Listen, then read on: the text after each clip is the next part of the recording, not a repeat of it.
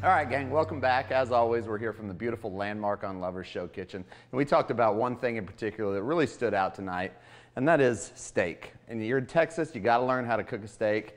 It's how we eat, it's how we grew up. So let's get started. I'm gonna teach you how to make a restaurant quality steak over your cooktop at home. Now, in the oven, I have cranked up as high as your oven will go. This one's set at 550, and I have a cast iron skillet already getting hot in the pan. And we want to get this thing smoking hot. While that's getting warmed, I'm going to add a little bit of canola oil and then a chunk of butter. Now, the reason why you're going to add both, the oil lets the butter cook at a higher temperature so it doesn't brown or burn, which will give a nasty flavor. And then the butter is just, you can't go wrong with that great butter flavor on a steak. And then the last thing I'm going to do is I'm going to take a few thyme sprigs and flavor that.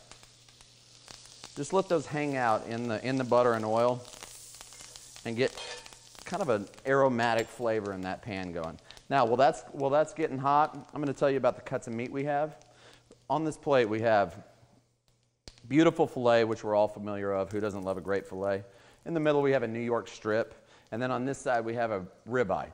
Now, the reason why I have three is to show you the difference. The ribeye is going to be very fatty, very marbly, great flavor, but if you want a leaner cut of meat, most people go towards the filet, which is your leanest cut. Now, right in the middle, equal balance of flavor and fat, in my opinion, is the New York strip. So that's what we're going to cook today.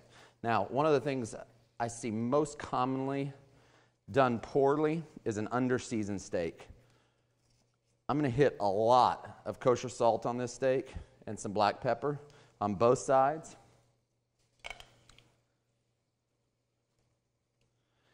Get it again on this side. Whenever you don't think you have enough, or whenever you think you have too much, keep adding more, because you really are going to have a tough time over seasoning a steak. Now, we've got this pan up to a good temperature. I'm going to go ahead and pull these sprigs of thyme out, and we could save those till the end. We'll put these aside here.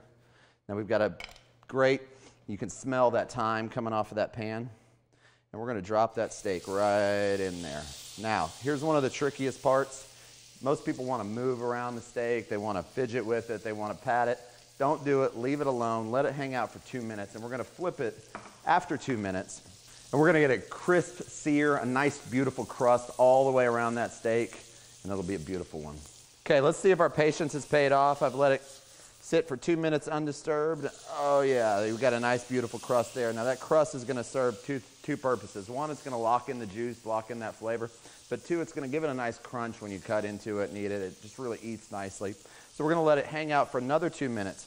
Okay, so it's been about 2 minutes. Let's see how we're doing.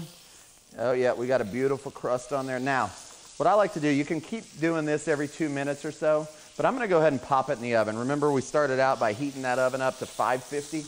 I'm going to pop it in the oven. And to get to a nice medium rare, you're going to go about 4 to 5 minutes in the oven. All right, so it's been 4 minutes. Let's check and see what we got here. Oh, that smells delicious and it looks perfect. Look at that crust on there. Now this is about 140 degrees, which is a nice medium rare.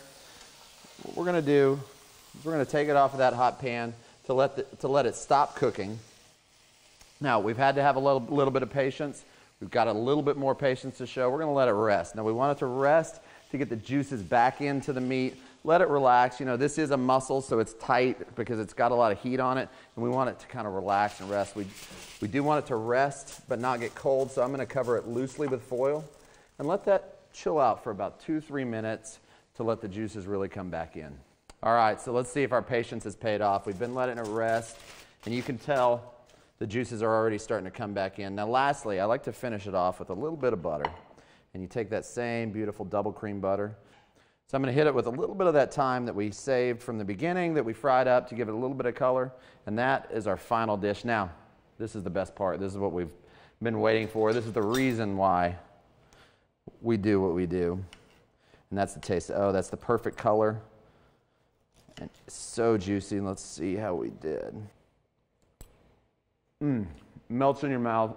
It's salty. You get the butter flavor. You get that thyme punch at the end. That's exactly what a steak's all about. So if you would like to be a guest on Local Fare, visit us on our website at localfaredfw.com or check us out on Facebook or Twitter. As always, thanks for joining us, and remember to get out and enjoy your local fair.